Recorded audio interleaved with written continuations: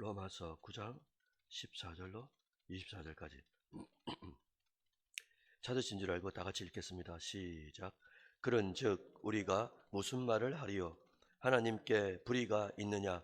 그럴 수 없느니라.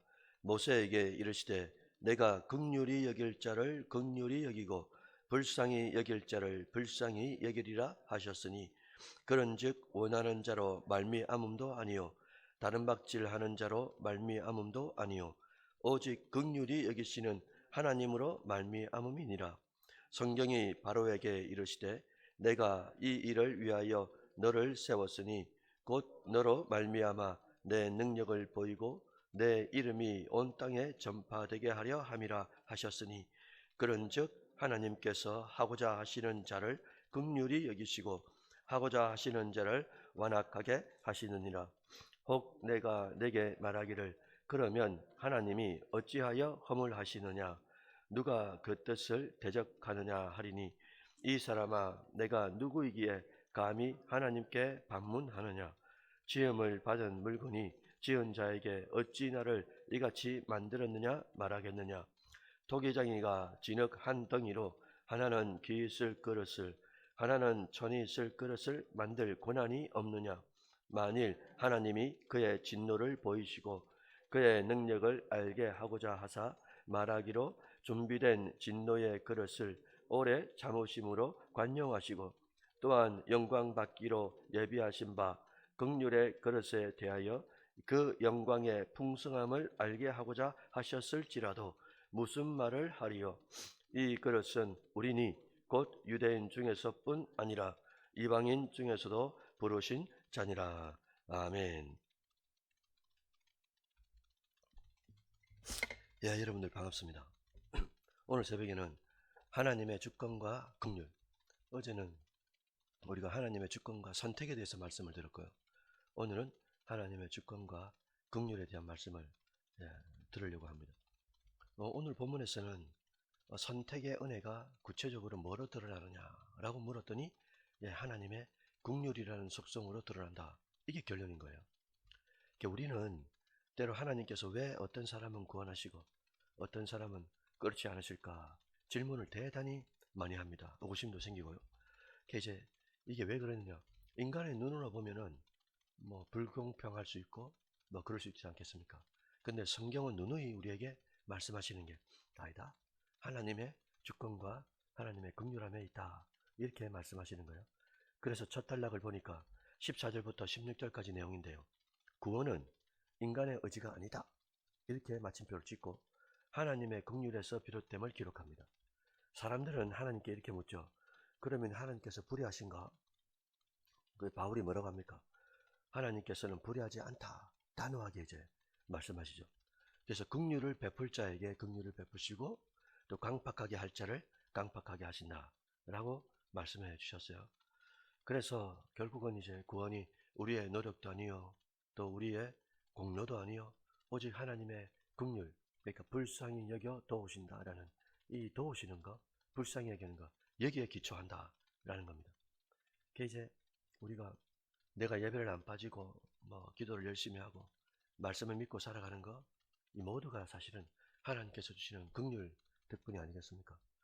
성도 여러분들, 우리가 은혜 안에 살아간다라는 게 뭐겠어요? 어제도 어느 분하고 통화하는데 목사님 당연한 게 아닌 것 같다고. 당연히 당연한 게 아닌데 우리는 당연하다고 느끼니까 이제 문제가 되는 거죠. 날마다 사실은 놀라운 기적입니다. 이렇게 살아가는 게. 두 번째 단락은 17절부터 18절인데요.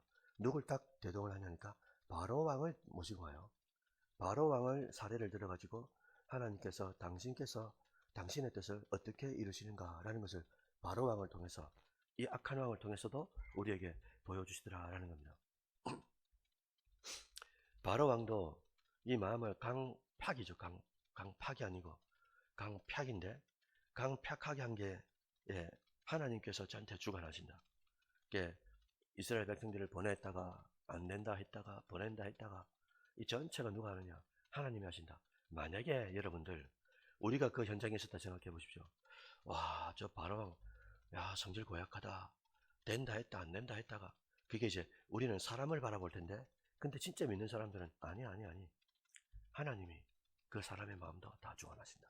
그게 악하든 선하든. 왜? 하나님께서 모든 주권 가운데 운행하시기 때문에 그렇다라는 거죠.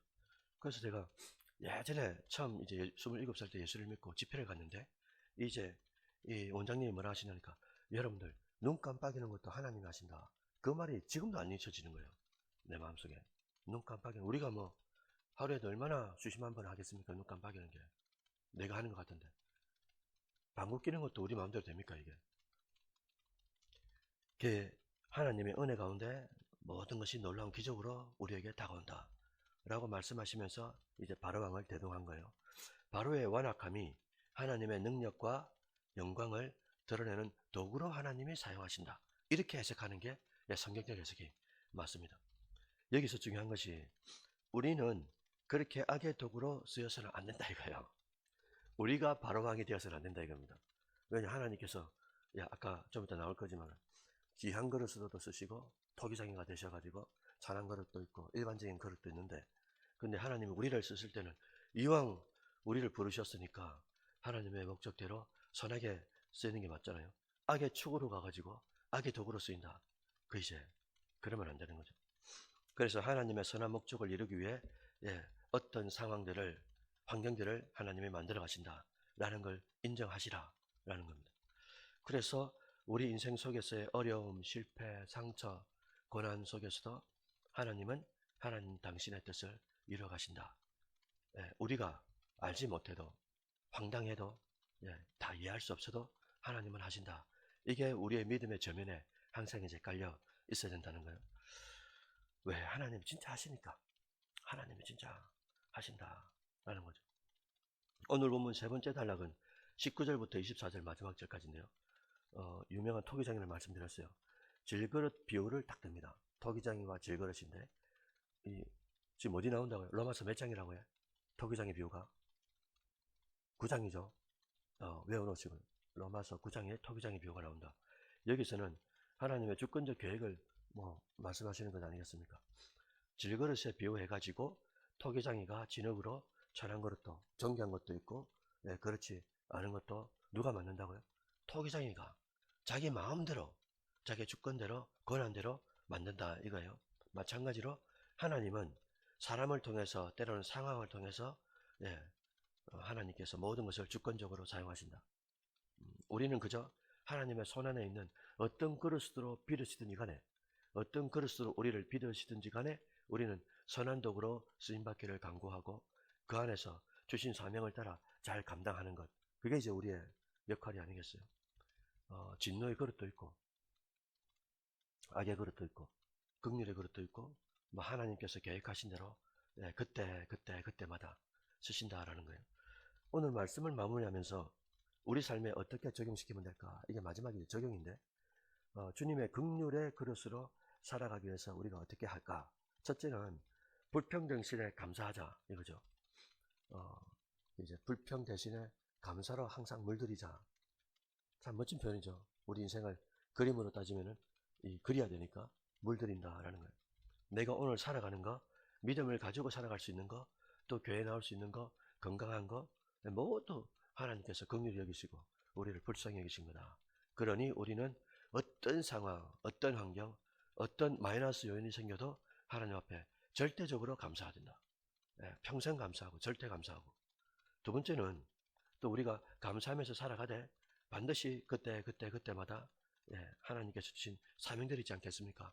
어제도 말씀드렸지만 사명이 없다, 이것은 죽은 존재죠. 그 존재가 호흡이 있다, 이 말은 사명이 있다는 말 아니겠습니까? 존재 자체도 사명이 될 수도 있고요. 그래서 긍휼의 그릇으로 부르신 하나님 앞에 순종하며 살아갈 때 하나님은 우리의 삶을 통해서 영광을 받으시고, 영광 받으신 하나님도 가만히 있습니까? 하나님께서 또 이모저모에 알 수 없는 은혜를 허락해 주시고, 이 은혜를 받아서 또 힘이 나니까 또 우리가 또 사명을 감당하고, 또 감당하면 할수록 또 하나님께 영광이 되고, 영광 받으신 하나님이 또 은혜를 주시고, 이 영적인 로테이션이 계속 이렇게 일어나게 되는 거죠. 세 번째는 감사하자, 둘째는 사명을 잘 감당하자, 마지막 세 번째는 하나님께서 계획하신 것을 끝까지 신뢰하자.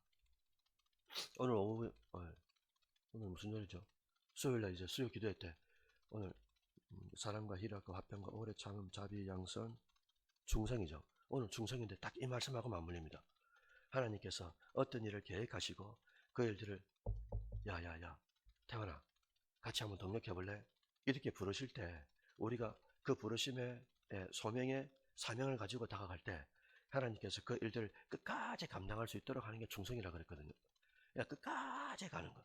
주님께서 맡겨주신 그 일들을 끝까지 감당할 수 있는 것.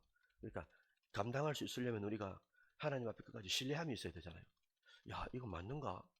야 이거 의구심이 생기는데 야 이거 이러자면 좀 복잡해지지 않겠습니까? 왜? 잡생각이 많이 들어오니까. 그래서 우리가 세 번째로 해야 될 건 하나님께서 계획하신 그 일에 대하여 끝까지 신뢰하는 것. 이게 믿음의 사람들에게 대단히 중요하다. 너무나 사랑하는 새벽의 성도 여러분들, 오늘 우리는 하나님의 주권과 긍휼에 대해서 들었어요. 구원은 우리 힘으로 되는 게 절대 아니다. 하나님의 불쌍히 여기기 때문에 그렇게 시작된다 라고 말씀드렸고, 하나님께서 선한 목적을 위해서 우리의 모든 상황, 사람, 사건, 사연을 주권적으로 사용하신다 라는 것을 믿으시고, 이걸 믿으면 불평보다도 반드시 감사가 나올 거고요. 이 감사 가운데 하나님께서 동력하자, 딴 것도 아니고 천하의 전능자가 우리에 보고 동력하자 하잖아요. 딴 것도 아니고요, 시장도 아니고 대통령도 아니고 천하의 하나님이 나에게 어떤 감동을 주셔가지고 같이 한번 해볼래, 이렇게 동력자로 불러주실 때 우리가 얼마나 감격하겠습니까? 그 사명을, 주신 사명을 감당하되 어떻게 한다고요? 끝까지 당장 열매가 안 보이고 당장 어떤 게 안 보여도 끝까지 하나님 앞에 신뢰하면서 나아가는 것, 이게 우리의 남은 역할이다 라는 것을 기억하면서 오늘도 감사로 물들이고 사명을 잘 감당할 수 있도록 주님 힘 주옵소서. 또 끝까지 감당할 수 있도록 믿음을 달라고 기도하시는 여러분들이 되시기를 주의 이름으로 축원드립니다. 아멘.